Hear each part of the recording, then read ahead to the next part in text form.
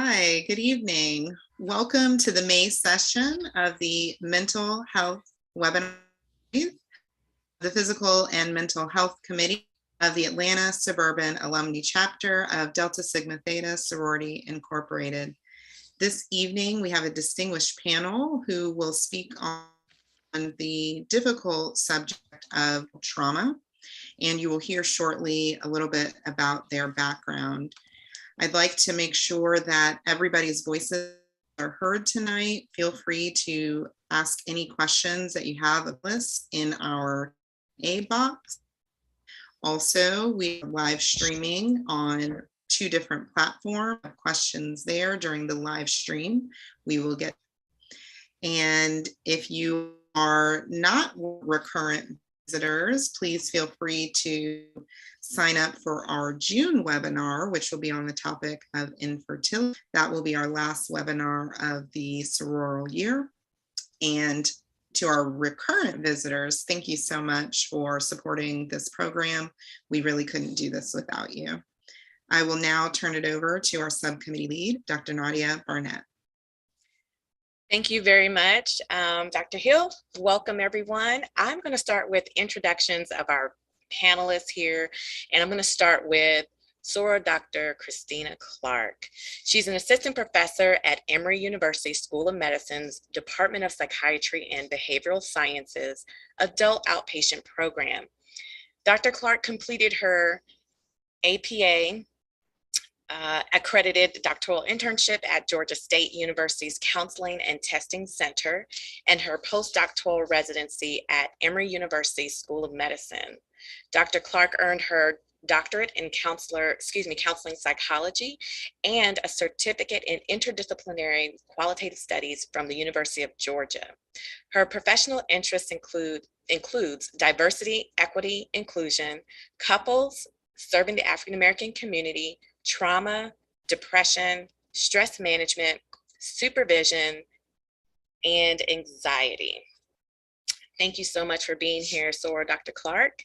Next, we have Dr. Nanette Kennett. She is a licensed clinical social worker who is an entrepreneur, clinical assistant professor at University of Georgia School of Social Work and adjunct instructor at University of Kentucky College of Social Work. Dr. Kennett is the owner of the Tri-State Behavioral Health Services Incorporated, a private practice that provides therapeutic services to adults and clinical supervision to provisional licensees. Dr. Kennett is licensed in 3 states, California, Georgia, and Tennessee, and provides virtual services and virtual services to all 3 states and in-person services to Georgia. Her services includes providing therapy, which focusing on adults who are experiencing depression, anxiety, racial trauma that can be workplace related, workplace challenges such as job satisfaction or dissatisfaction, trauma, grief and loss, relationship issues, and other issues as well. Dr. Kennett earned her Bachelor of Science in Kinesiology from California State University, Fullerton, a Master's of Social Work from California State University, Long Beach, and a doctorate in social work from the Whitney M. Young Jr. School of Social Work at Clark Atlanta University. She has clinical practice experience providing mental health services to children and families in foster care, crisis intervention, medical social work, and breast cancer survivors. Most recently, Dr. Kennett completed an extensive training in obtaining the prenatal mental health certificate. Her research interests includes cultural competence and clinical practice, trauma and mental health, racial trauma and clinical practice, chronic illness and the impact on mental health, infant mental health, and perinatal mental health. Thank you and welcome, Dr. Kennett. Last, we have Dr. Erica Lee, who has so graciously been a panelist for us over the past several years. So we appreciate Dr. Erica Lee being here again. She's an assistant professor in the Department of Psychiatry and Behavioral Sciences at Emory University School of Medicine and assistant vice chair for faculty development in diversity, equity, and inclusion. She is the clinical director of the Psychosocial Rehabilitation and Peer Clinic that provides services to adults with serious mental health disorders within the Grady Behavioral Health System here in Atlanta, Georgia.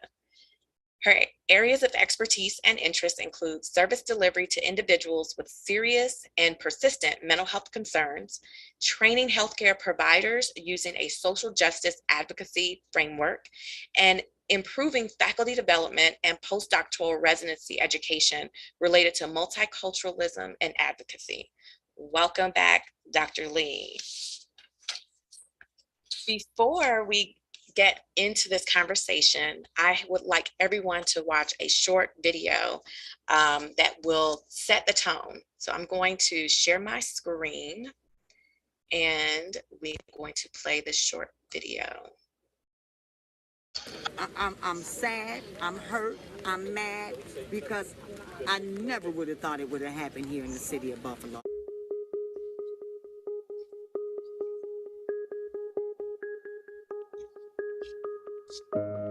This is one of the first and only black grocery stores in an all black It is the only one. Yeah. It's the only one. And my family shops here on Saturday mornings. Like, that could have been our mothers, our grandmothers, our aunts, our uncles, and it was us. It was us. So you came from outside our community and you did this to us. The sad part is, if it had been a black man shooting up people, he would have been dead by now. The shooter is not dead. This is not nothing new. It's racism here, man, every single day. We deal with it. And it's just like, man, all over the world. It just, man, we didn't expect it to happen here, but, man, you know, it happened. They were going about their daily lives, left in the morning, and had every expectation that they'd be home at night with their families. Like all of us are in pain, dealing with the aftermath of this horrible, racist, violent attack on our community.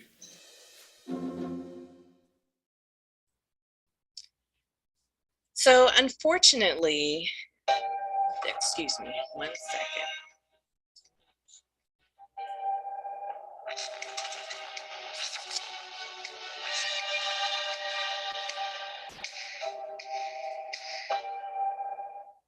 Start with. Okay. So unfortunately, this topic tonight is pertinent, and we are here having this discussion after a tragic event that occurred last week. So to really start us off, I want to ask you all, what defines racial trauma? Or what are some behaviors or verbal communication that we may experience outside of the video that we just saw, to really get people to think about their experiences and their everyday lives? And anyone can really jump in here. I think that the video basically really epitomizes what racial trauma is. It kind of tells us, it gives us, you know, the slap in the face where whatever we do, wherever we go, we are not immune to racism, discrimination, hatred, and violence. And it's a form, racial trauma is a form of race-based stress, and that race-based stress is socially based. So basically, it comes from the society that we're in, the processes that are surround us, from institutions for employment, and any kind of structure that's outside of us and also outside of our control. And that makes that racial trauma, it's so very poignant, because it's our reaction to dangerous events. And this is where people might have heard of post-traumatic stress disorders. It's similar to post-traumatic stress disorder. However, the racial trauma it's unique because it involves ongoing and collective injuries to a person due to exposure and re-exposure. So just like we just did, kind of, we are exposing, we see it on the news, we see it on TV, we wake up, it's on the news, we see it on our phones if we have those notifications. That's traumatic, and it's re-traumatizing. And for the other thing about the difference between post-traumatic stress disorder and racial trauma is that it can be perceived or real. So if you perceive that there's a threat or a dangerous event around you due to racial discrimination or harm, that is racial trauma. Yeah, I'll open up the floor. I've said a lot. Thank you, Dr. Lee. Dr. Clark, Dr. Kennett. I just wanted to add to what Dr. Lee mentioned in terms of, especially with the timeliness of this talk, unfortunately, while that is an extremely overt form of racism that then triggers racial stress as a result of that, we also experience covert forms of racism. And I really want to name that because it's so insidious and it creeps into our daily lives. In terms of comments our coworkers make, decisions that are made, how both in terms of financially, in terms of who gets credit for what, in terms of, validating certain efforts and not other efforts, which it can seem little and you want to be a mature adult, but this is what happens. It goes on over and over and over, and it will have you thinking you're crazy, and it will have you thinking it's you. And I just wanted to name that. I don't want to get lost in light of the other piece, which is huge, but it's something that's also so depleting. And then because we tend to blame ourselves, it can be just as destructive in its own way. And I'd like to add to Dr. Clark, and then there's where paranoia sits in, because they're thinking, is it me? Is it my environment? Am I experiencing? Is it perceived? Is it real? And so that's how they show up at work, in the world, in their environment, in relationships. Paranoid, not sure, unclear. Why am I feeling this way? Should I say something? Can I say something? Will it hurt me? Will it help me? And so there's a lot of avoidance, which is a part of PTSD. So it can look like PTSD. Unfortunately, it rarely gets the diagnosis. And so they're in therapy, or they're coming to talk to family and friends with feelings of anxiety, feeling sad and depressed, paranoid, isolating, not interacting, maybe even at work. They don't want to interact with coworkers or attend events because of this perceived, or for them, real or paranoia that, is it me? Or as Dr. Clark is saying, am I being immature? Should I say something? So all of that kind of sums up, and I think the video said it spoke volume of what we see, and a covert where it's not as prominent as this video or this last incident. So all of that, I think it really speaks to what race-based trauma or race-based stress, traumatic stress. But unfortunately, it rarely does it get the diagnosis of PTSD, although and they can't name it. So that's another thing. If they're unable to name what it is, they know it's something. And I have worked with clients, and they have never come to therapy saying, I want to deal with some racial things. It will be something as, I'm the only one at my job that looks like me, or I'd like to speak up, or telling me about behaviors of others and how they didn't speak up. And if they do speak up, one of my colleagues, we always talk about, we're either angry or remaining. So if we speak up, we're the angry Black woman, or we're the angry person at work. And if we don't speak up, then it's passive. And that's actually not the best coping way to deal with racial trauma, is to not speak about it. It's the ultimate form of gaslighting, right? It's kind of like, this is happening to me. I know that this is happening to me. I know this is real. And then the responses are, oh, you're just overreacting, or everything doesn't have to be about race. Why are you making so much of this? This is normal. Well, it's chronic, yes. I don't know about how normal it is, but it's chronic, and it's unique to my marginalized and minoritized communities, because we have to make a greater adaptation and effort to those experiences that we have, that folks that are not members of these communities, they don't have to do, they don't consider it. So we're expected to show up, and we're expected to perform despite the fact of what we see happening on the news, not just hourly, but every 30 minutes, if not more. But we're supposed to be okay. And I'll share my experience too. I have I have lots of supportive friends, but I'm getting texts, I'm getting emails, I am being triggered from the George Floyd days. It's the same kind of thing. And I just want to shut down. You know, I appreciate the support, but please leave me alone. I can't bear your burden and mine too. I can't bear your guilt. I can't bear all that. I'm done. So even today, it's like, do I really want to go into this? Or am I going to have a meltdown just talking about racial trauma? Because it is that real. It's that significant. It moves us all. But yet and still, we're supposed to be okay. And I think one of the things that we really, you know, highlight here is it's okay not to be okay. Even from therapists, and you know, it's okay not to be okay.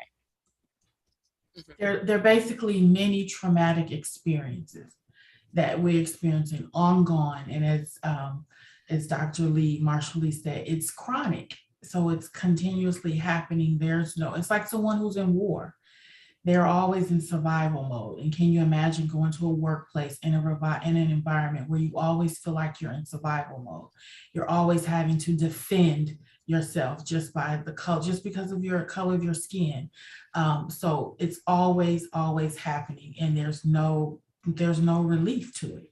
And then there's no naming it. Again, they're not coming into therapy, or they're not talking saying I'm experiencing racial trauma. It's us who have the language, who are putting words to it, but I'm anxious. I'm overwhelmed. I can't sleep. I don't like to go to work. But this is the ideal job. This is the job you wanted, but yet now that you're there, you've arrived, or now you're higher up, it looks different. I've worked 20 years and now I'm in a room with people who don't look like me, and they let me know. It's what's happening here. I can't sleep at night. I want to retire soon. So all of these things come into the room as far as with me as working with clients, and I've experienced it too myself. And I had to let a supervisor know, you're being angry. I'm not angry. I have not yelled. I have not cursed. You don't know angry. That's an emotion that you will not see here in the workplace. But because I was direct with them, that's what they said about me. And so I had to let the supervisor know, because I'm direct. If I was an Asian woman or a white woman, I would be considered assertive. But because I'm a Black woman, I'm aggressive. And so how do I show up? Okay, maybe I shouldn't say anything. Is it okay to speak? Is it okay to speak up and have my voice? Because that's when I began to feel better, when I did utilize my voice and say, no, this is not okay. You will not treat me this way. And I will not internalize what I know is real for me. Thank you so much. Oh, yes, Dr. Clark. I just wanted to underscore what Dr. Kennett and Dr. Lee were saying. And what Dr. Lee mentioned about gaslighting, hopefully everyone's familiar with that term, but that's something I use very often with my clients, where this is a societal level gaslighting, where if you are in a setting with a lot of people that are white, or just not Black at times too, depending on the culture of the setting, they will have you thinking you're crazy, like you're making it all up. And then what happens is they show up in my office and say, I'm dealing with anxiety. And part of my job is to help unpack what's happening and saying, actually, no, this isn't you. I mean, there's things we all can work on as individuals. I'm not saying anyone is perfect, but no, this is a real assault that you're going through, an ongoing assault. It makes sense that you're anxious. You're not natural. There's nothing naturally wrong with you. And so I just want to really highlight how huge that is. And if you've ever watched on Netflix, Colin in Black and White, I think it did such a good job of kind of highlighting. It felt like at times he was in an alternate world where he's got this white family that loves him, but is constantly microaggressing him. And he is sitting there like, this is messed up. And everyone is looking at him like, what's the problem? His friends, his family. And it's a really good example to help see it when someone else is going through it, if you're struggling to see it in your own experience. It's death by 1,000 tiny cuts is what microaggression has been called. Yes. Mm-hmm. Yes. And all of you have really touched on two things, and I want to kind of go back into them. The first is related to symptoms. So what are some physical and emotional symptoms that one can experience that could help them to recognize their level of trauma. And two, it sounds like, and this can be after, but it sounds like, you know, that language is very important here. Dr. Kennett, in your example, described how you corrected someone who said that you were aggressive by providing different descriptors for your behavior. No, aggression is this. This is what I'm doing. And it's almost like a kind of reframing what a person is seeing, because they are interpreting it as one way, but making it clear that what they're talking about really is this, and what you're actually displaying is this. So I want to get into the importance of language and communication as it relates to, and Dr. Clark, you mentioned this as well, as it relates to communicating to others and seeking help, how it's important to be able to understand and communicate what you're experiencing. So let me go back to symptoms. All of you brought up some symptoms that a person can experience, and we've all experienced a level of this trauma, whether covert and overt. So covert is, for those that may not be aware, those minor everyday slights, and overt, it would be related to the video that I shared. And as Dr. Lee mentioned, that it can be re-traumatizing. So let me just open the floor as it relates to symptoms, and we can move on from there. So I'll say some symptoms that I see a lot are very similar to PTSD, except there's really no event, so to speak, that they think has happened. So I often say, if you experience any trauma, and they'll say no, but then some of the symptoms would be not wanting to go to an environment. For example, maybe growing up, this school setting was very traumatic for them, dealing with racism and so forth. So it was primarily white. So now they're at a HBCU. They don't even want to go to a PWI for college or something of that. So avoiding any areas related to it reminds them of trauma. Paranoia, you see a lot of silencing. They're not talking about it. They're not speaking or having any conversation. They're not speaking up for themselves about any symptoms that they're having. Anxiety, you see a lot of. Would that be, I'm sorry to interrupt, would that be related to like being numb? So I wouldn't say numb, meaning silencing, meaning not speaking up to the behaviors they're experiencing. So the racism or the microaggressions that they're experiencing, they won't talk about it. They won't speak about it. They won't have a voice. They won't share. They won't have any discussion related to that. First of all, they probably know what that is. Frustrated, stressed, physical, it could be somatic complaints, headaches, stomach complaints, not able to sleep. I get a lot with insomnia because they're anxious. They're worried about possibly their job, if they're going to be laid off, demoted, how they're going to take care of their families. So there's a lot of anxiety. I see a lot of anxiety, feeling overwhelmed. I had one client say, now that I've put a name to it, it's just like they can breathe now. So I see a lot of that with the symptoms. And again, when I thinking about trauma, it's again, there's different types of trauma that people experience. And so those are a lot of the symptoms: avoidance, hypervigilance. I don't see a lot of that, but I'm not saying it's not possible, but that's a possible symptom as well. But for the ones that I see the most of is paranoia, anxiety, depression, and insomnia. So I tend to see folks who do a lot of avoidance. You know, I don't want to go here. I don't want to be there. I'd rather stay in bed. So there's that depression, or I'm okay, everything's fine. It doesn't matter no matter what I do. So that's kind of how I interpret the numbing to feeling anything. They're either overreacting or they're underreacting to things.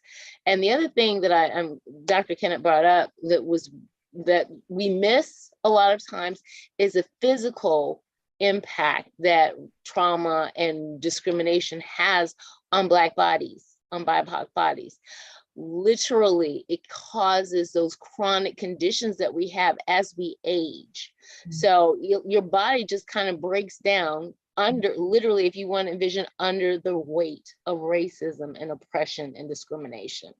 It's such a burden that we have to bear that, you know, we have shorter lifespans because of a number of things. But trauma and racial discrimination is one of those huge things. When we talk about, you know, hate crimes and things of that nature, from 2000 in Georgia, from 2018 to 2020, the rate of change, I think there was 36 in 2018 racial hate-based crimes. And 2020 was up to 136, something around that. So that was a 560% change in the amount of hate crimes. And think about what's happening to our brains and our bodies as we're watching this on TV, on the news. So we're gonna, if we are ones to acknowledge that we need help and go see a therapist, these are the things that you know, when we're enraged and we're angry and we don't even know why we're angry. When we just don't want, sometimes it can come out as feeling ashamed of being part of a community that we're part of. Sometimes we feel guilty about being ashamed of it. So it's just this never ending cycle, and we have low self-esteem along with that depression. So those are some of the symptoms that I see quite a bit when we talk about racial trauma as well. Yeah, and I just wanted to touch on what both Dr. Kennett and Lee mentioned around somatic complaints. So Dr. Kennett used that word and Dr. Lee expounded on it. Somatic complaints mean that your body is expressing distress as it relates to your mental health, but it's not like you're not faking a bellyache. So what I mean is you may have a headache, you may have a racing heartbeat, your stomach may hurt. Those are somatic complaints. And it may not be related to necessarily a condition, but it is your body expressing your emotional distress through physical symptoms. It's not fake. I want to be very clear about that. This is a real thing. And somatic complaints are more elevated in the Black community.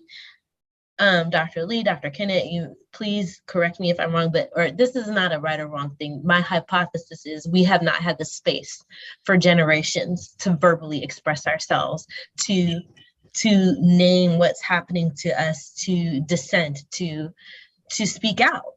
And so as a result, we just have to grit and bear it, and then our bodies take the brunt of it, which then leads to those long-term physical complaints that are long-term health conditions that Dr. Lee was mentioning. So elevated blood pressure, like respiratory issues, heart issues, all types of things of that nature that then lead to these chronic health conditions that do shorten our lifespan.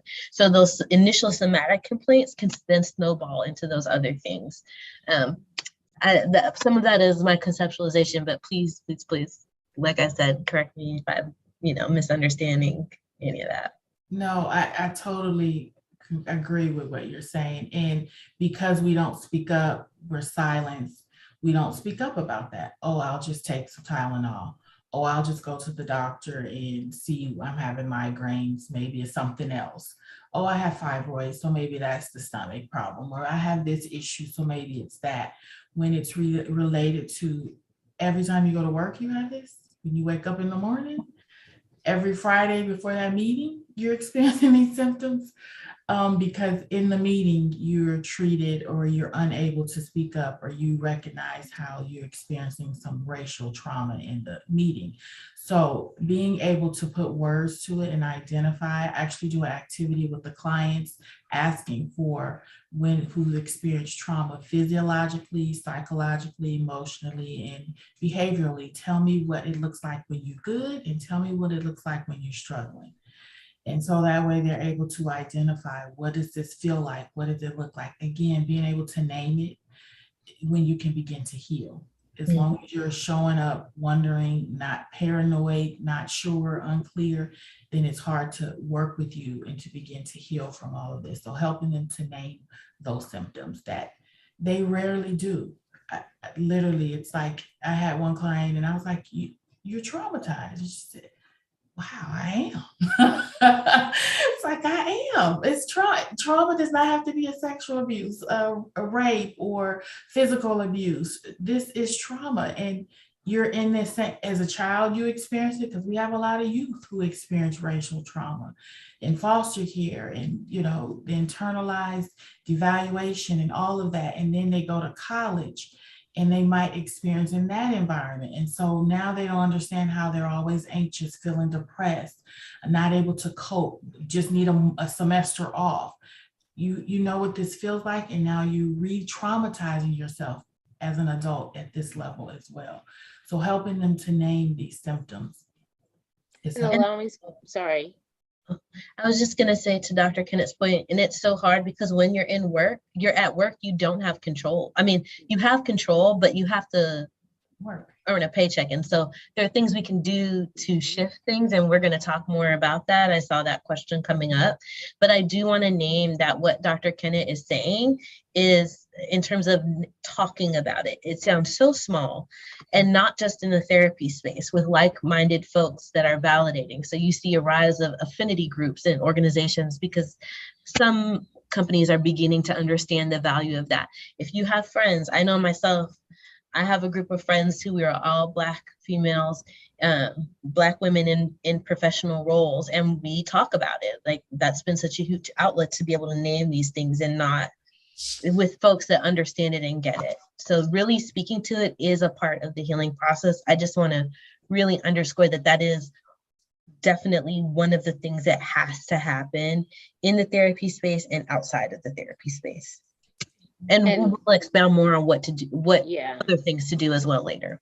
But you can imagine, if we can't feel safe and being authentic outside of the therapy room, it's really hard to name and be authentic inside there, because we don't even have, like you said, it's like a hermeneutical injustice. We don't have words for it, So yes.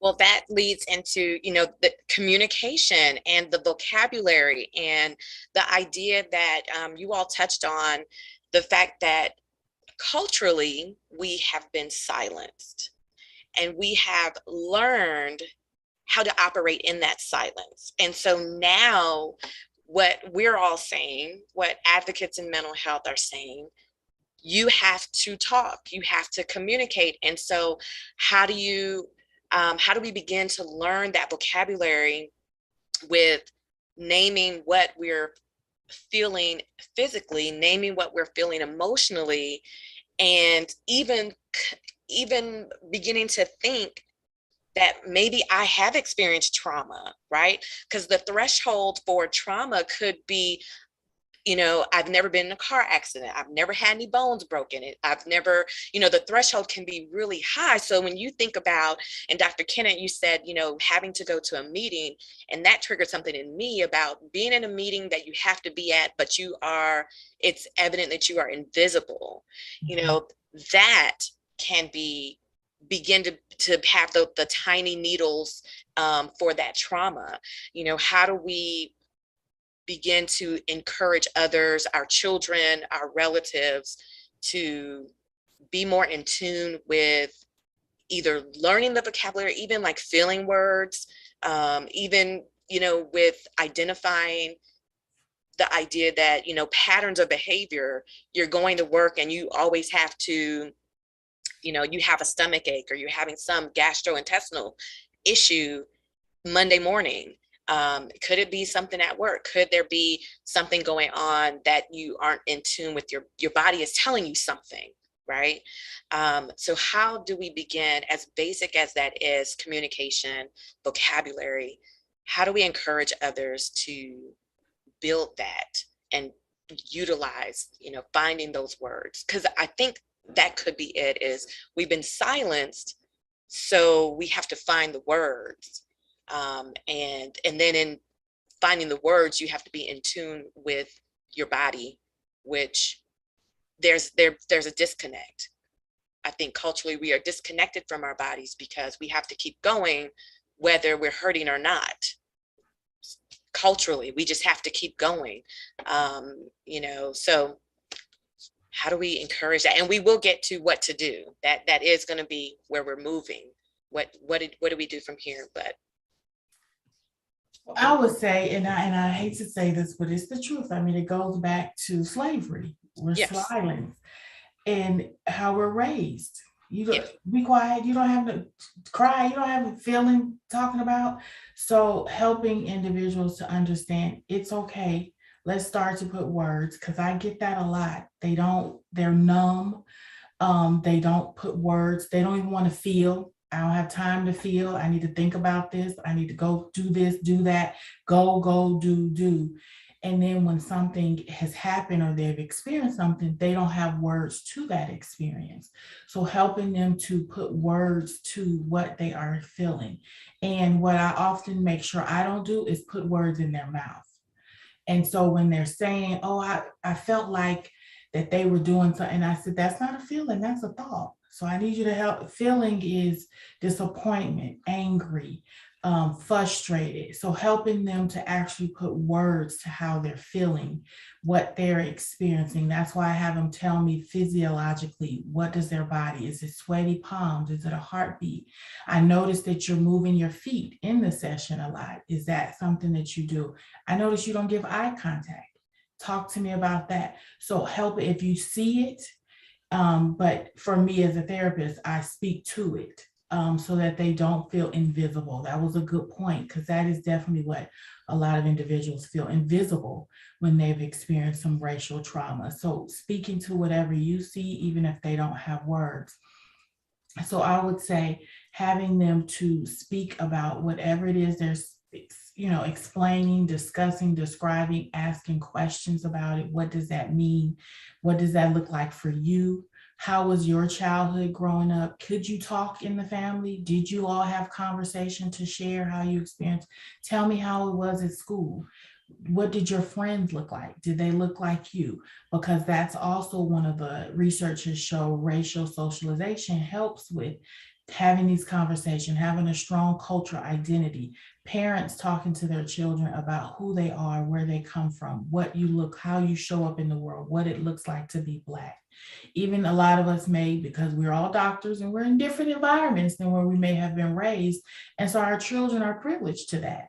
But they still have to deal with what's happening in the world as a Black boy, as a Black girl. And so I explain to my children all the time who you are and recognize you have some privilege, but you also are Black. And when you get out in the world will remind you. And that's okay. But I want you to understand who you are, that you didn't do anything wrong. And you're going to always have to go harder, stronger because of just the color of your skin. So having those conversations, talking about it is how you put words to it and how you're able to reframe that, know what you're experiencing is real, or it's a problem for that you're experiencing problems and it's traumatizing for you. So helping them to put words and speaking to it. They may not always do it. And so it's our job when we're working with them to help them come up with words and speak to how they're feeling and to naming it. Because if not, they will continue to be invisible, be paranoid. I was reading an article where they worked with a white therapist and they didn't catch some of the things that we deal with as being Black women. And a lot of my clients say thank you at the end. I'm like, what you thanking me for? Because I didn't have to explain me. And that's important because when you go to therapy, it's supposed to be a safe space. And it shouldn't always have to be, you always have to educate, but it should be a place where you can talk, feel safe and share and be able to get the things and the experiences that you felt and be able to reconcile all of that. And as I said earlier, to say it's okay to not be okay. And I saw something pop up in the chat really quickly, but it went away. But as African descended women, we are taught to be strong. We are taught to be the providers for our families. So we can't show any chinks in the armor. We have to show up and be strong for ourselves, for our co-workers, for our children, for our mothers, our fathers, our sisters, everybody. And to admit that you're not okay means something to us. That it's almost like I'm admitting defeat if I say I'm not okay. And that is unacceptable because we're not super women. You know, and literally, I am not your superwoman. Right. And so no matter how you view me as a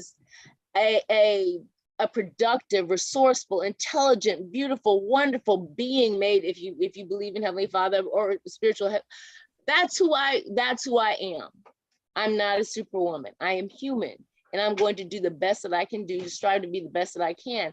In therapy, what I do is I will provide a list of words, of feeling words for people, because sometimes they can't get, like, you have these 5 primary emotions: angry, sad, happy, you know, it's like an onion. There are layers under that: betrayed, enraged, you know, all these kinds of things. So I give them a list of a number of words. Like, all right, what we're going to do is you pick out as many as you want to. But as to Dr. Kennett's point, let's get away from the thoughts. I want to know how it has impacted you feeling wise and where it has impacted you in your body. I know personally, my head starts to lose it and my stomach is gone. Whoa. That is just where I am. And other people will sweat, or they'll shake, or they'll feel it in their chest. Some people will feel like they're having a heart attack. Oftentimes we talk about trauma and anxiety, they're going to the GP first before they come to us. And so it's important to notice those things. It's important to name those things. I know we still have to move on, but yeah, I just wanted to kind of add that as well. Thank you. Thank you. Dr. Clark, did you want to add? Okay. I think they both did a great job. Okay. All right. Let's go ahead and move or transition the conversation to, now that we've talked about what it is, we've talked about symptoms that we can feel physically, emotionally. What are some things, if it's happening at work, let's start in the workplace. This is where we are earning our living. We have to work. We have to be there. What are some things we can do at work to help ourselves, right? Dr. Clark mentioned the work environment is out of our full control. So we can only control ourselves. So what are some things that could be helpful in the workplace? I just want to name that coming to an event even like this is helpful to begin to get language. So part of it is identifying how you feel, what's going on with you, and naming that, and holding space for that and honoring how you feel, not just brushing it aside, and talking about it in the therapy space, but also with, once again, like-minded folks, friends who have similar experiences, joining discussion groups, reading groups, listening to podcasts, watching and taking in things that can help to give you that language. It sounds so small, but once again, it's so important, because what you're hearing from 3 different therapists at different phases of their career, working in different niches, is that we're all noticing that when our clients get to us, they don't have the language. I will have someone come in and say, I have anxiety, I'm just not good socially. And then as we unpack it, they're in a all white male setting, and they were the diversity hire, and they're expected to do things that are not in line with their position, and they're talked over in meetings, and they're being belittled when they do name, maybe you all need to work on retaining Black folks better by, doing a little more training for other people. But all of that is getting brushed aside. All of these things are happening. And on some level, they kind of know that it's a problem. But on another hand, they're like, I should just be strong enough. I should just be superwoman. If I work hard enough, then I will earn my way. And this is really not about that at all. But even just having the space to say, no, that's white supremacy. Like the way that they just interacted with you when we unpack this story, that's white supremacy in terms of they're presuming that their way of being is the default and we should all function in that way. And that is not true. And we need to hear that. We need to know that. We need to know that we do not need to perfectly align with white culture to be valuable and to function and to do well in our position. I should not have to emulate whiteness to function, you know? And so being able to understand that and parse that apart as well is just so impactful. And once again, reading, I'm going to put a link for an article. I know Dr. Lee, you're tired of me with this article, with this Soothe Micro Interventions article, but I'm going to drop that in the chat, which provides you with some specific skills, which are small, but I'll even name in the article, because I know peer-reviewed articles can be kind of cumbersome. But and we're going to talk about things as well, but there are 2 charts here that you'll see that give a nice little concise breakdown. Like when you get into the charts, it does a great overview for you. So I'm going to drop that into the chat so you have something concrete. Thank you very much, Dr. Clark.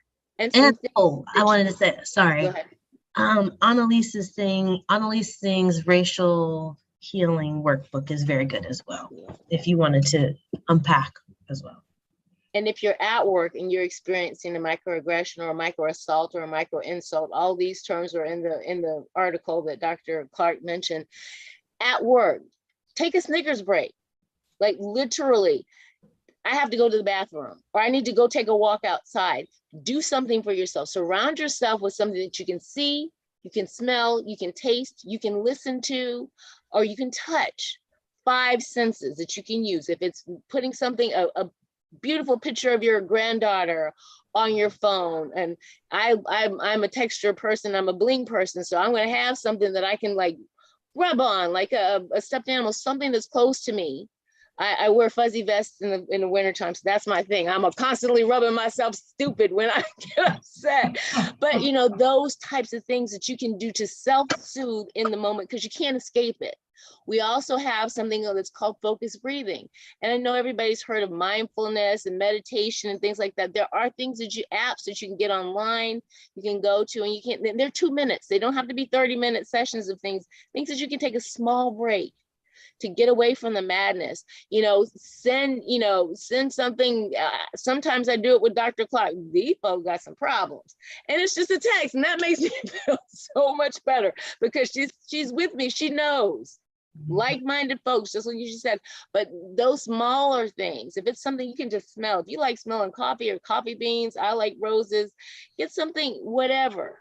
If it's peppermint, something that you like to take, chocolate, if you do it in moderation, I guess. But those types of things are helpful in that moment until you can get away and then decompress in a larger way or talk to your therapist. And focus on it. They both have, if you pay attention, they both talked about what you have control over. All of those things Dr. Lee just discussed are things you have control over. When you're in a room and you're hearing the microaggressive behaviors and you're hearing the racial undertones, and you have no control over that. What you have control over is how you respond and what you do in that moment. And if it's taking a Snickers break or thinking about the 5 things you can see, smell, touch, getting your senses to prevent or to reduce the chances of having a panic attack or being so overwhelmed that your heart is racing or your hands are sweaty. So think about what you have control in those moments. And even just in the workplace, when you think about promotion and getting the job, as Dr. Clark just talked about, doing the best that you can so you can get promoted. If you've done that and you still are not promoted, you've done the best that you could. That's what you have control over. So thinking about what you have control over and making sure that that's your focus. Because if you're focusing on making sure they don't treat you a certain way, they no longer do those things, they are doing better, that's out of your control. And it will cause you to be even more overwhelmed, more anxious, more sad, depressed, because you have no control over that. What you have control is how you respond to that. And I've had to say to some, I know this is the ideal job, but maybe it's not the job for you. And maybe a different work setting will help you to thrive instead of always feeling like you were trying to survive in this workplace. You're smart enough, you have the degrees, you have the education, you got this job, you can get another. Sometimes they don't even think beyond that. They're thinking, this is it, I got it, I've arrived, but you got this one, there's another one, and it may be better for you. So having those conversations, and then when you have those conversations, sometimes it's, I really don't want to do this no way, I want to do something else. So, it's okay to do something else. So having that conversation, and also, as they both said, support. I'm always checking in with a colleague, friends we're all therapists. We check in and talk, and how was your day? And let me tell you about this one today. That helps us. Am I okay? Because again, validating, there's something going on, helping us to validate our experiences, helping us to have someone to talk to. That's it. Nope, you shouldn't do it that way. But having someone that we can talk to, and even in the workplace, I know a lot of companies are beginning to have different type of work groups and mental health days and environment, because they're recognizing, go to that. Don't, that's not gonna work for me. Go and see how you can be a part of it and maybe contribute to make it a better space or a safer space to have those conversations. So be a part of those instead of, no, that's not for me. If they're gonna pay for a mental health therapist, take them on that. Use it. Yes. Use those services. So absolutely. I was just going to say our resources at work, if it includes mental health services, EAP, take advantage of that. In addition to your social support network at work. We have a question that came through in reference to the workplace and diversity, equity, inclusion. We have lots of companies and organizations that are, and employers that are jumping on the bandwagon, so to speak, of starting DEI. However, the question is, do you feel that DEI is all that needs to happen to address racial trauma, or that we still have a long way to go, or is it even needed? It's needed. We have a long way to go, and it doesn't do everything to address all the problems. In a nutshell. Yes. I concur. Yes. Yeah.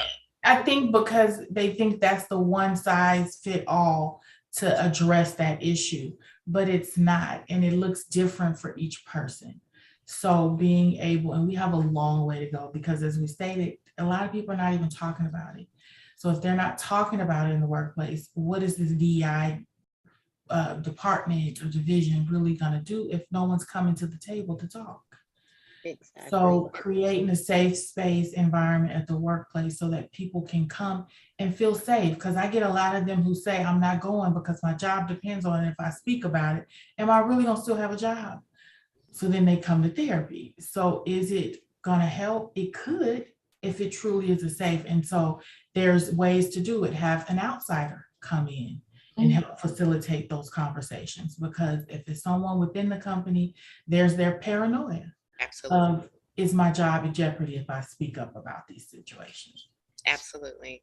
And I was going to say also, with the DEI trainings and all of that, it's great to have workshops, but good DEI work runs so much deeper than that. Like, there should be a full 360 evaluation of an organization to begin with. Number one, to target what is the issue with that company or that entity, whatever it is. And then on top of, once you do that 360 evaluation, then you can have targeted interventions for that organization, but it should never be just workshops. A really good example of a great intervention is that most organizations function in a top-down approach. What are your leaders doing? How are they engaged in this work?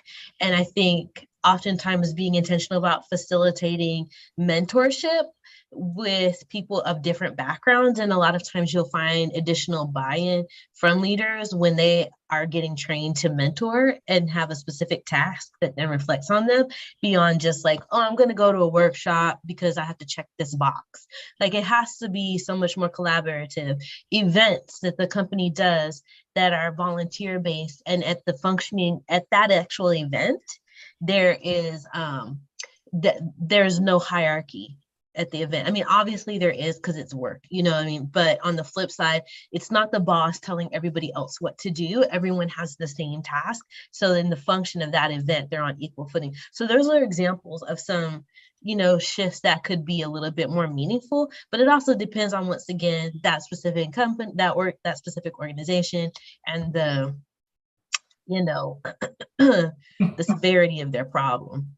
And then what's key is that change transactional, or is it transformative? When we talk about transactional, it is, as Dr. Clark said, checking off a box. Okay, we did that. We had that workshop. Or, okay, we put this person in this position. It's transformative when that person feels empowered and has power. If you're just putting them in there so they can sit in the room, or you are not letting them in the room where it happened, but making them responsible for things that came up in the room where it happened, that's just ticking off a box. When that person has agency, when that person has they're empowered to do the things that they, or group, that's when we talk about DEI work happening. And as Dr. Clark mentioned, not just the needs assessment, but continuous work towards this, instead of just this year, we're going to have our annual or our biannual. No, we need a whole bunch more than that. And also, like, having realistic feedback to the organization. If you do these trainings and these activities and the mentorship and the volunteer stuff and intentional recruitment from diverse spaces, all of that, and then you have certain people that are pushing back, what's the consequence? All of that needs to be discussed. Absolutely. And let's, in reference to the workplace, and we talked about racial trauma, what happens if we're experiencing racial trauma from someone that looks like us, and or the trauma could be related to maybe our socioeconomic status, that we notice there's a difference in how we're being treated based on the assumption of the socioeconomic status that one could perceive. So two things, what happens if it's us, and what happens if there's a difference because of class? I guess you're speaking to me because I had that. Because it was somebody who looked like me. And we're all in academia. Yes. You know what that space looks like. Yes. Yeah. So experiencing, it's really a shock. Again, when you're experiencing it and you feel it and you see it, it's a shock. But again, naming it, realizing what it is. I have the words and I know how to do it. But for someone else, first, again, acknowledging what it is that you're experiencing.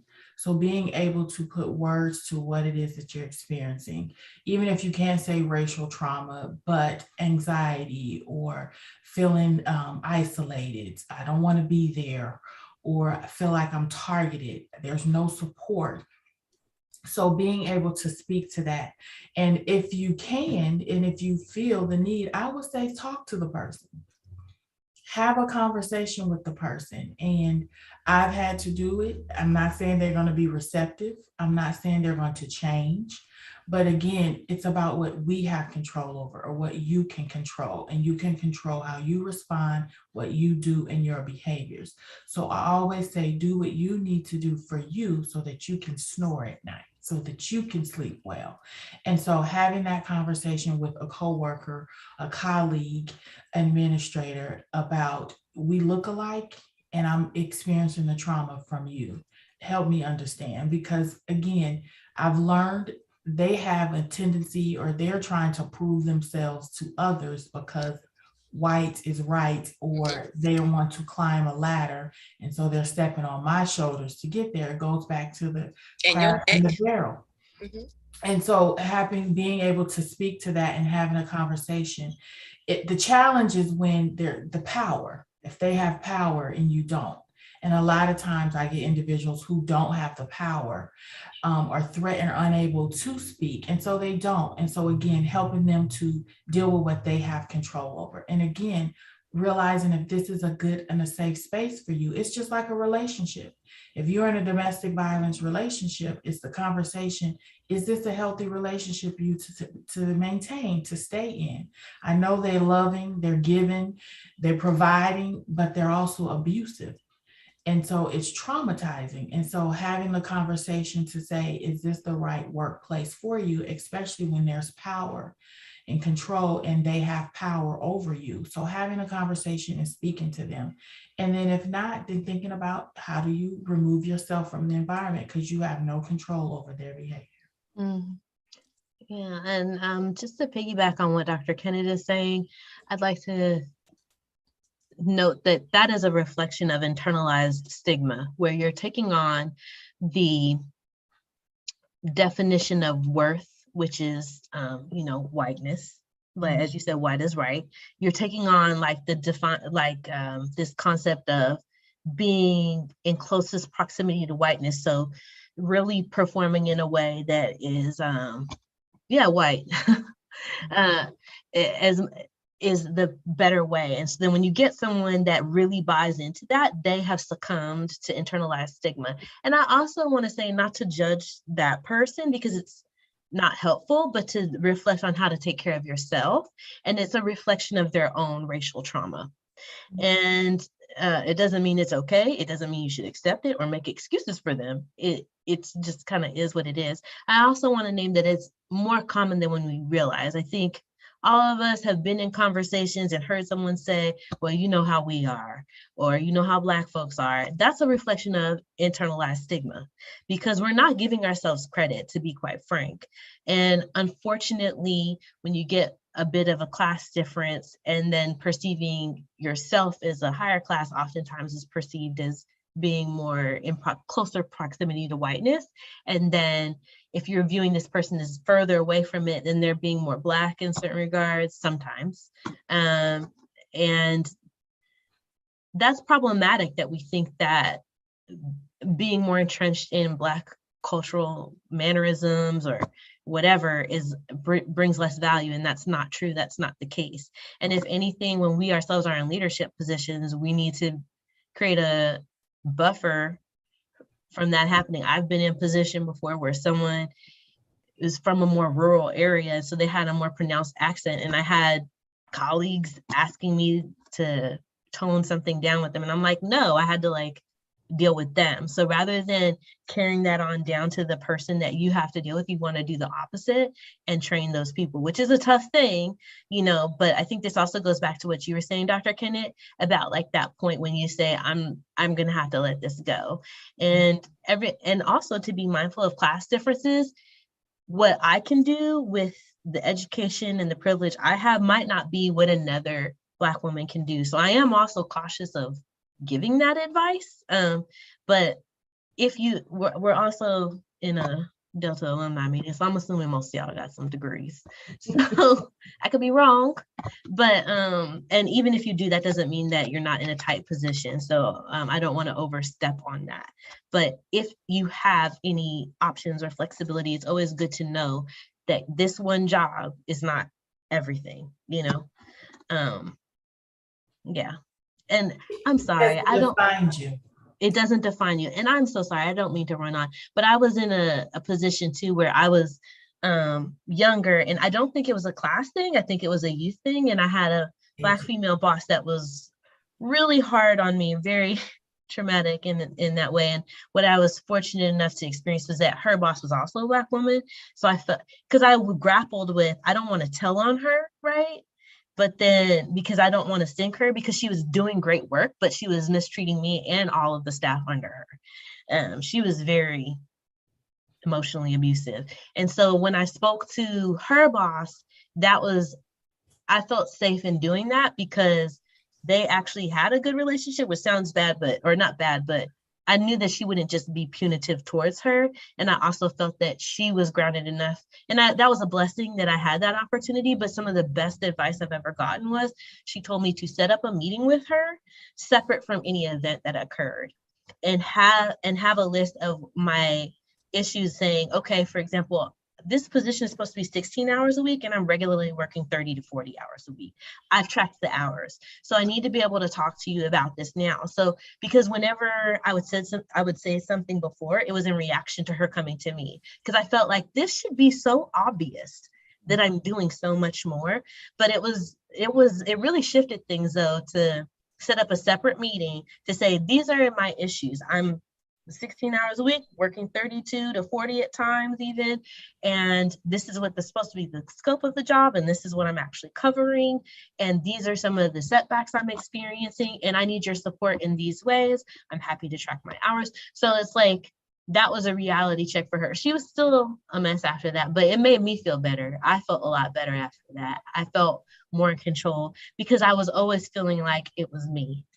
Prior to that, like I just wasn't working hard enough. And if I worked a little bit harder, but when I started to track my hours and I saw, like, I knew I was doing too much, but when I saw that, that's when it really, like, you know, made me feel better too. So I think if you kind of sit down and come up with a clear plan for yourself and then share that once you've collected enough data, then whether that conversation goes good or bad, you can feel good about how you handled it and that you proactively approach them before they're coming to you. And it sounds as if you're defensive when you're not.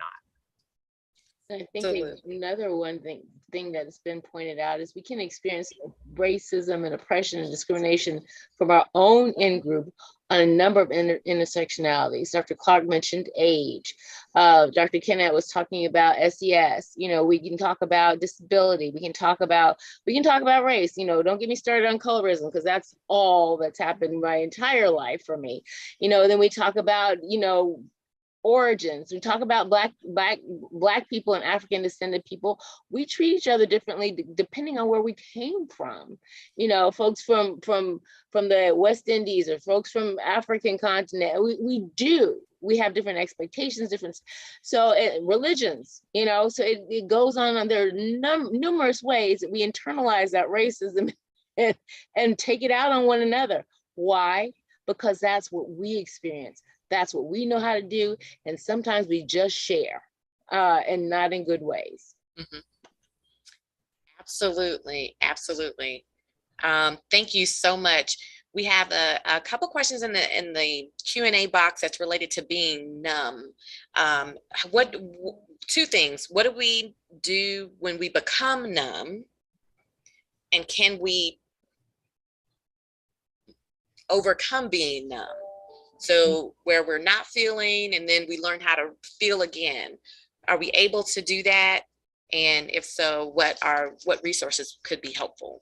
Right. So being numb could be a form of dissociation, which that word sounds scary, but it's a normal thing when you experience trauma and you emotionally disconnect from your body and your emotions a bit or a lot, depending on the situation. And so your body and mind are not fully merged. And so I think Dr. Lee really talked about this earlier when she mentioned mindfulness, when she mentioned paying attention to the things in front of you. It sounds little, once again, these little things, they sound like, no. This is grounding you in your body. It's bringing you back. So taking 3 deep breaths, inhale, allowing your belly to relax out, exhale, slowly pushing that air out, being present with your breath, feeling the weight of your body in the chair, feeling your hair touching your shoulders, the weight of your shirt on your shoulders as well. Maybe having a glass of water, feeling the sensation of the water moving down your throat. If it's cold, feeling the temperature. If you like tea better, I find tea very soothing, so I always have a teacup with me, a warm cup. Being outside, visually clicking in. All of these things are activities that are bringing you physically into the present, into your body here and now. And that's what mindfulness is. It's helping you to be mindful, to be present in the moment right now. And it is okay also to disconnect from the things that caused the stress. So if you're watching the news, it's okay to stop watching the news. It's okay to stop constantly talking about the Buffalo shootings if that's causing you stress. It is okay to disconnect from that. This is our lived reality and concern. We do not have to watch every bit of it to understand the gravity of it. It is okay to do that. If you need to do, I prefer actually when I want to know what happened to read an article that summarizes it rather than the visual, because I don't want that additional trauma. So that's how I personally navigate. But I would just name that mindfulness, and you'll see now that if you're not familiar with it, I'm quite sure many of you are, but if you're not, just hearing Dr. Lee talk about it and hearing us expound upon it, I would encourage you to just pay attention when you hear more and more activities there. There's tons of stuff out there to provide you with mindfulness activities. And being able to be okay with being able to self-regulate, because that's another thing. We get numb, or we don't want to feel, or we're not able to put words to because it's too overwhelming. So as Dr. Clark talked about those, and Dr. Lee talked about those techniques to help you ground yourself before, so when you feel all of that coming about, or you recognizing the triggers, and you can begin to ground yourself. And that's how you begin to put words to how you're feeling, because then you're able to be present. If you're not present, you cannot come away from being numb, or no longer, or begin to feel, because you're not present.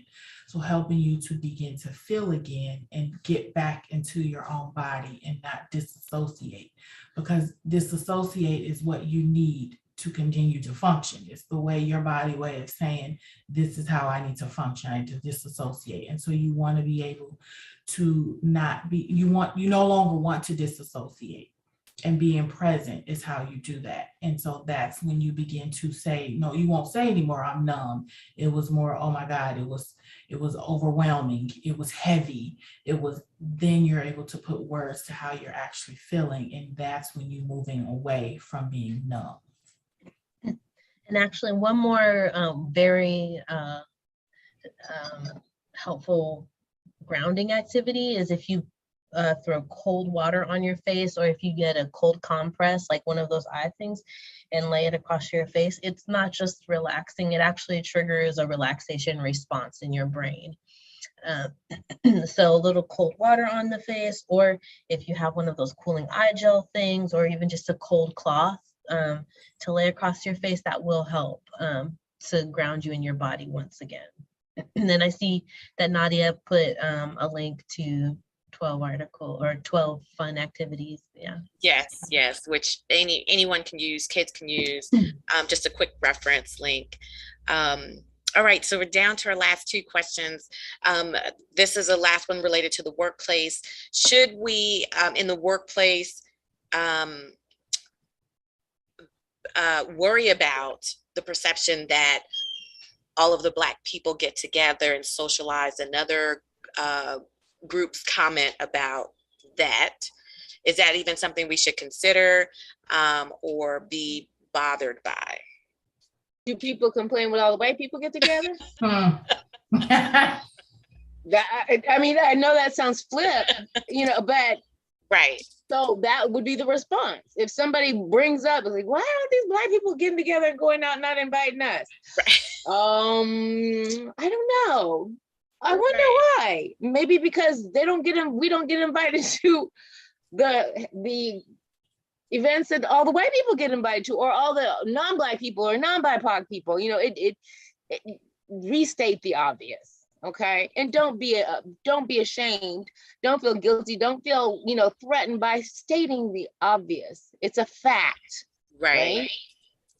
Yes, absolutely. Because they stated it. They started the conversation, and we're just finished it. I hear that all the time. Again, in certain settings, everyone on this committee, we can't have all Black, we had to have all diverse. Well, there's plenty times the committee is all white, and that's not a problem. What are the candidates going to think if it's no? So being able to speak to truth and facts, and saying that, and not feeling guilty, as Dr. Lee said, not feeling guilty about stating the obvious as well. Absolutely. Our last question is related to what are some suggestions on getting more African Americans to utilize therapy services, legitimate, licensed mental health professionals such as yourself for services, while at the same time not negating the social support that church can provide? And this comes up, how do you balance that? How does that make sense, right? How does, if I believe in God, but I go to this person to help me with the stress that I'm going through. How do we balance that? I have my own response, but I'm going to put it on the floor for you all. Well, I always say God put a cardiologist in place for the heart. God puts an OBGYN for help with the baby. Now they have therapists in place to help with mental health. And I say that all the time, but it's the stigma associated. Nobody wants to be crazy in the family, or everyone has a crazy, or no one wants to be that person. But I think it's what we need. But I also, going to see a licensed mental health professional is key. A life coach is not a licensed mental health professional. And I'm sorry if there's something on here, but you're not.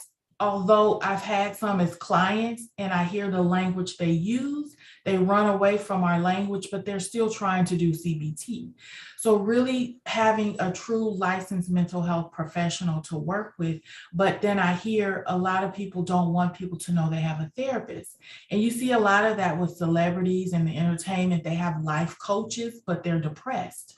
And so then everyone who's watching them think, okay, I need a life coach too, instead of saying, no, it's okay. So I'm glad a lot of celebrities, NFL, different organizations are speaking to mental health and getting the services, and it's okay, because we have a lot of Black women who are dealing with postpartum, don't have anyone to talk to, infertility a lot, and they don't have anyone to talk to, or they see a life coach. So I think, again, the stigma and the shame associated with mental health, but I always tell friends, family, colleagues, everyone, we all pray.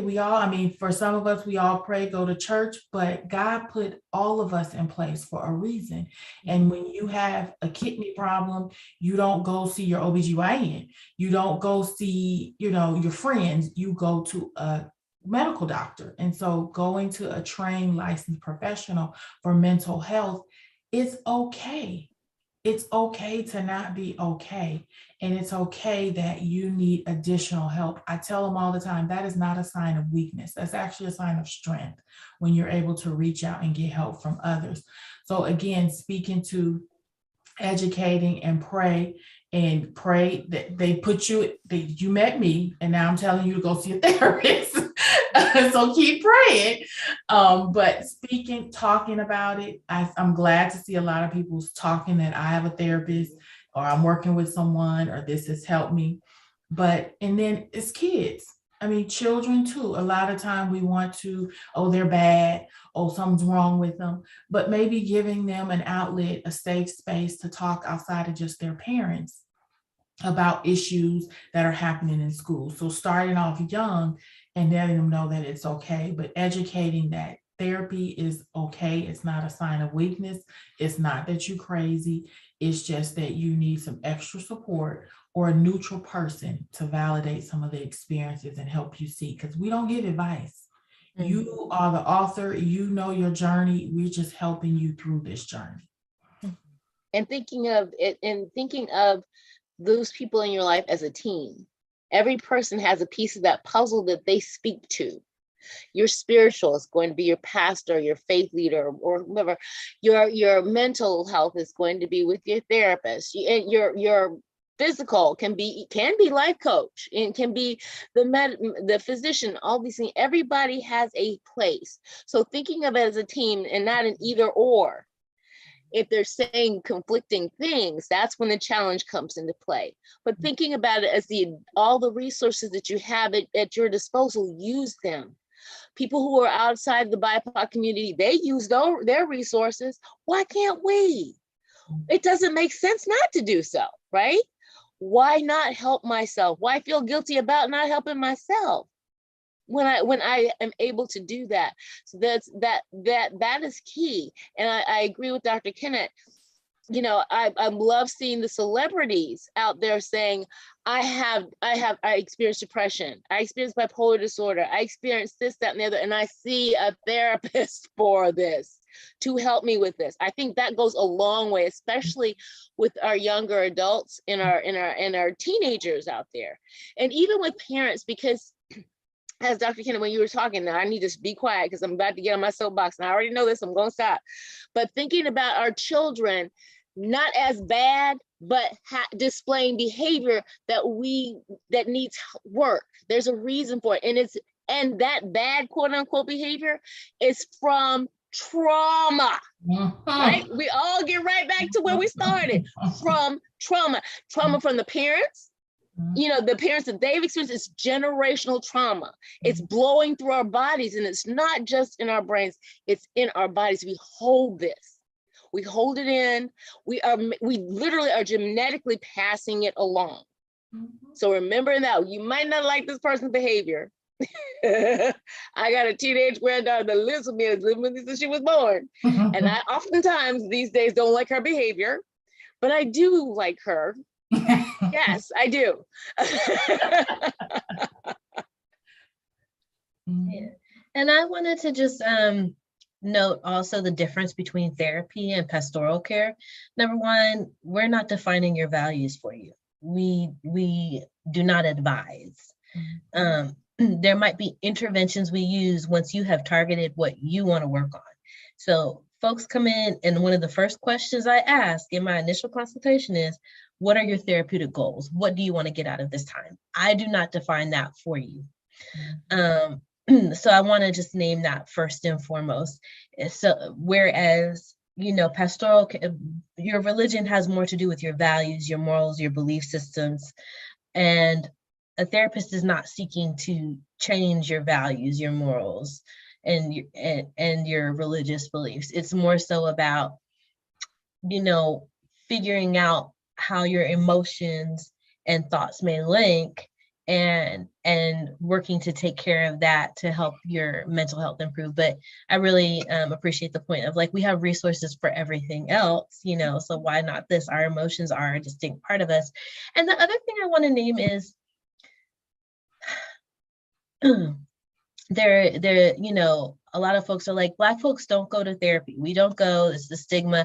And there's research to support that, yes. But number one, let's validate and hold space for the fact that the medical field and the field of psychology has done great harm to the Black community. The distrust is there for a reason. So I want to be very clear that the distrust is valid, number one. And number two, we tackle that by finding Black or culturally competent therapists, to sort of lower that buffer. And I also want to say that during internship, I worked at Georgia State's Counseling and Testing Center. Georgia State has an extremely diverse student population. They actually have more students of color than white students at Georgia State. And it's also a commuter school. So a lot of students are working, they're coming from a lower SES background. And when you're a student at Georgia State, counseling from the counseling center is free. Almost all of my clients were Black, half of them were Black men, and they showed up every week. There was no problem with them utilizing services. So I think that cost and access to care is huge in terms of engaging the Black community. I don't really think that it would be as big of an issue to provide care if there are Black therapists, it's affordable and accessible, meaning, like, how hard is it to figure out how to get there? That's what I mean by accessible. Because low cost is one component, but then do I have to jump through 10 bajillion hoops to figure how to get this free care? And so I just want to name that, once again, we want to be careful of, not giving us enough credit, because I also worked at Grady in another free program, and we stayed full. And all my patients showed up every week for their free services, to individual and group therapy. So I think that if it's made available, and also at Emory, I have people that are normally at Emory, I have to receive a referral from a medical provider there. I had one woman today actually hunt me down. She found me on the internet. She got engaged in the Emory system, and she's a Black woman, and she found me, and she was like, "Oh, I came for you." I was like, "Oh, okay." So she found me. So she was and she was an older Black woman. So I don't want it to be just generationally. I'm working with older folks as well. I'm working with a couple that's been married 30 years, Black couple. They made sure to tell me I'm the same age as their daughter, but they show up every week. And I will have to piggyback. You're right, because majority, I have practice in all 3 states, and I see a majority of a lot of my clients are Black clients. And again, access, affordable. I accept insurance. A lot do not, and I do. And so that's one of the, when I didn't accept insurance, I didn't see a lot. But now I accept because we pay for it. So why not use it? We're paying our money, so I accept insurance. And I get a lot of clients who utilize. So you're right. Access, affordability, someone who looks like them, because the distrust is real. As much as we may want to say that it's not, but it is. And if they don't trust, they won't come back. So they'll see you one time, but if they don't trust that this is a safe space for them, they won't come back. So I think giving it an opportunity, I also tell clients, the first therapist doesn't always have to be a good fit. So if that didn't work out, that's your opportunity to talk to others, but try to do a consultation first. And if they offer a consultation, have conversation, ask questions to get to know the person, see if it's a good fit, if you feel comfortable. And if the first session you don't give up. That's what I will say. Even if the first session is not the best, it just didn't work out. There are some clients who we work with who we like, this not gonna work out. It's both ways. So if it's one that you feel that you're not gonna work, it's not gonna hurt our feelings. We don't want to hurt your feelings. We want you to have a good experience. So seek, like this person she just talked about, find the one who's a good fit for you. And referrals.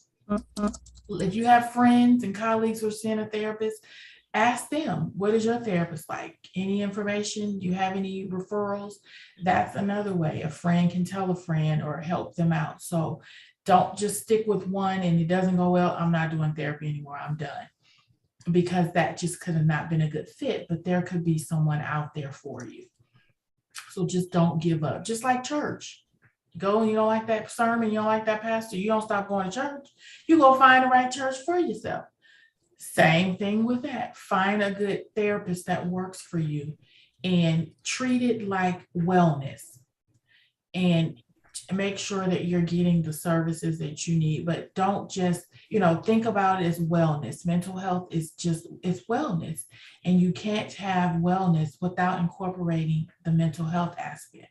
Everyone always thinking about physical and financial and spiritual, but mental health is just as important. Thank you so very much. We're over. We've gotten so many positive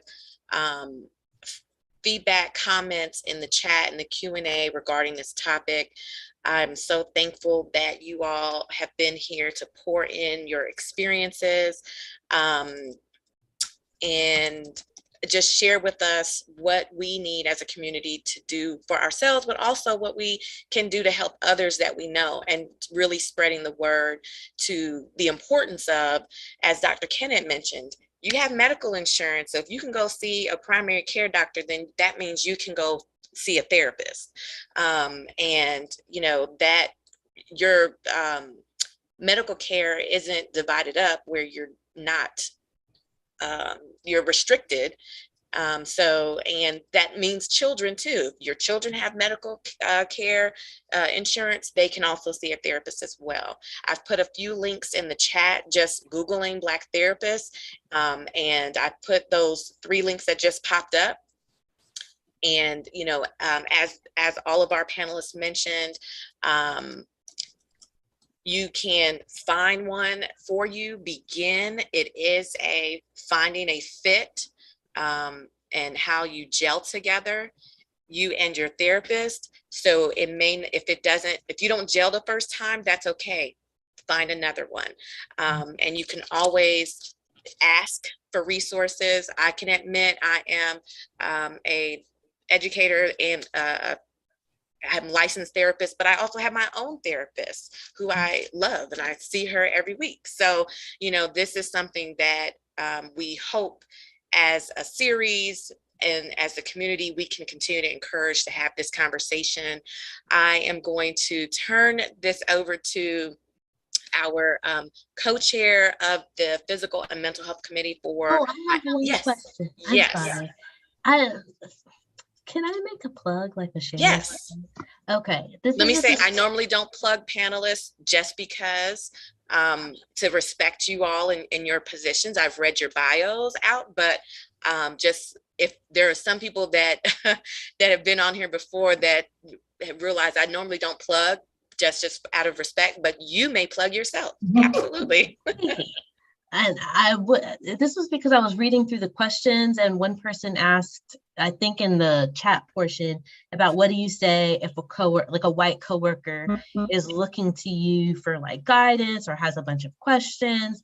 And I have a small private practice where I am running a workshop called Doing the Work for White Allies. So if there are white people that you feel that they need to, that they would like to learn about how to be a better ally, it's on my website, ChristinaClarkPhD.com.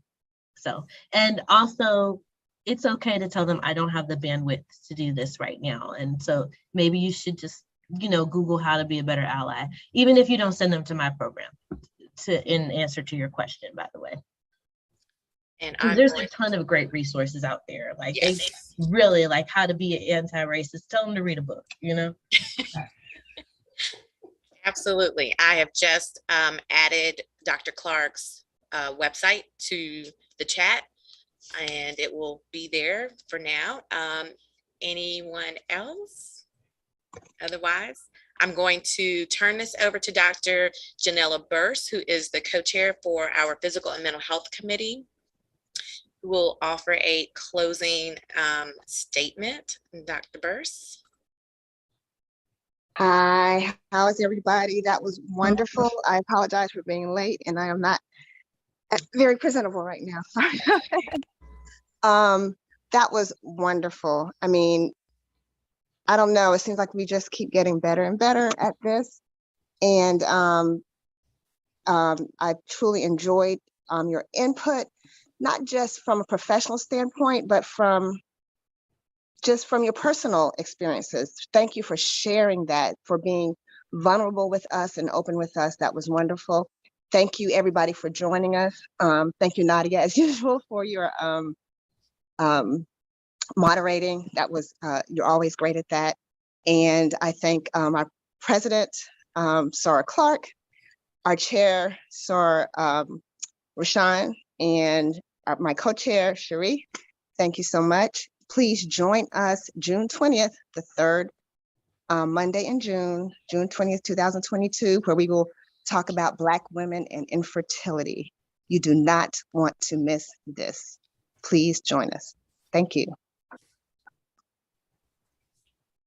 Thank you so much. I'm going to now, oops, didn't mean to do that. We will now close out this evening. We appreciate everyone being here tonight, and we look forward to seeing you next month. I have listed on this slide a link that you can find on our YouTube page. We have all of the recordings of our videos, sessions that we've done in this series over the past 2 years are located there. Please feel free to use and share, and our email address. And please don't forget to complete our evaluation. We want to make sure that this is really doing what we intended to do. Have a good night, everyone.